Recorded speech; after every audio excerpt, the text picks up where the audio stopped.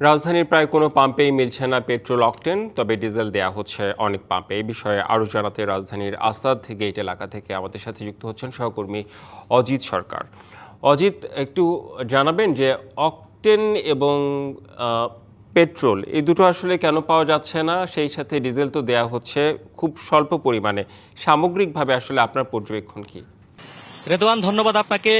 আপনি যেমনটি বলছিলেন যে অকটেন আর পেট্রোল দেয়া হচ্ছে না, আসলে অধিকাংশ পাম্পে কিন্তু পর্যাপ্ত অকটেন কিংবা পেট্রোল নেই। কিছু কিছু পাম্পে শুধুমাত্র ডিজেল আছে। আমরা এই মুহূর্তে যে পাম্পটিতে আছি সেটা আসাদ গেট, মোহাম্মদপুর আসাদ গেট একটা পেট্রোল পাম্পে আছি। এখানে যদিও পেট্রোল, অকটেল, ডিজেল তিনোটাই আছে, তবে এখানে কিন্তু সেই মোহাম্মদপুর গণভবনের সামনে থেকে যে আসাদ গেট মোড় পর্যন্ত দীর্ঘ সারি কিন্তু রয়েছে। এখানে বিশেষ করে motorcycle ride, private car, micro সহ অন্যান্য গাড়ির কিন্তু একটা দীর্ঘ লাইন কিন্তু এখানে পড়েছে। সেই আসাদ গেট যে একটা পেট্রোল পাম্প রয়েছে, পাম্প এলাকাতে কিন্তু একটা দীর্ঘ সারি রয়েছে। তো আমরা পাম্প কর্তৃপক্ষের সঙ্গে কথা বলেছি। তারা যেমনটি বলছিলেন যে আসলে সে গত 2 দিন ঈদের ছুটি থাকায় পাম্পের যে ডিপোগুলো কিন্তু আসলে বন্ধ ছিল, তেল সরবরাহ ছিল না। সেজন্য তারা কিন্তু আজ থেকে কিন্তু ঈদের ছুটি, তাদের যে ডিপোগুলোতে কিন্তু ঈদের ছুটি কিন্তু আজকে শেষ হয়ে গেছে। শেষ হওয়ার পর আজ থেকে কিন্তু সবগুলো ডিপো খুলে দিয়েছে, পাম্পগুলো খুলে দিয়েছে। সেজন্য কিন্তু দীর্ঘ সারি কিন্তু রয়েছে বিভিন্ন রাজধানীর বিভিন্ন পেট্রোল পাম্পগুলোতে। বিশেষ করে কিন্তু অধিকাংশ পাম্প কিন্তু আমরা বন্ধ পেয়েছি। তারা যেমনটি বলছিলেন তাদের কাছে অকটেন, পেট্রোল কিংবা ডিজেল নেই। কোনো পাম্পে শুধুমাত্র ডিজেল আছে।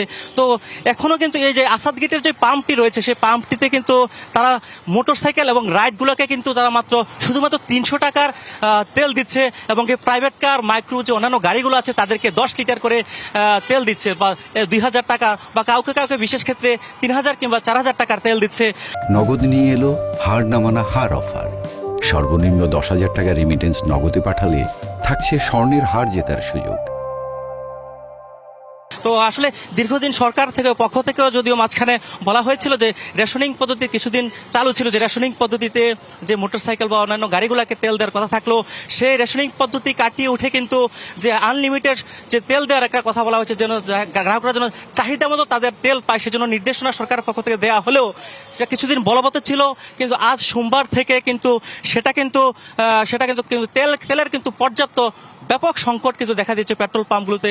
অধিকাংশ পাম্পে কিন্তু তেল নেই। তারা যেমনটি বলছিলেন, Bangladesh petrol pump owners association যেমনটি বলছেন যে এই অবস্থা বিরাজমান থাকলে সামনে কিন্তু মহা বিপর্যয় ঘটবে।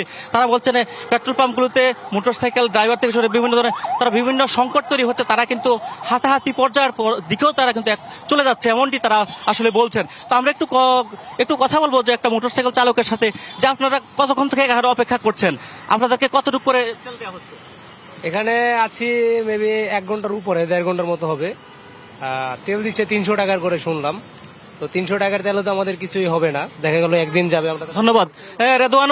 রেদওয়ান, আপনি যেমনটি শুনছিলেন তাদেরকে আসলে 300 টাকার বুঝতে পেরেছি। আসলে পেট্রোল এবং অকটেন এই দুটো আসলে কৃত্রিম সংকট কিনা, এইটা একটি বোঝার বিষয়। ধন্যবাদ আপনাকে অজিত সরকার।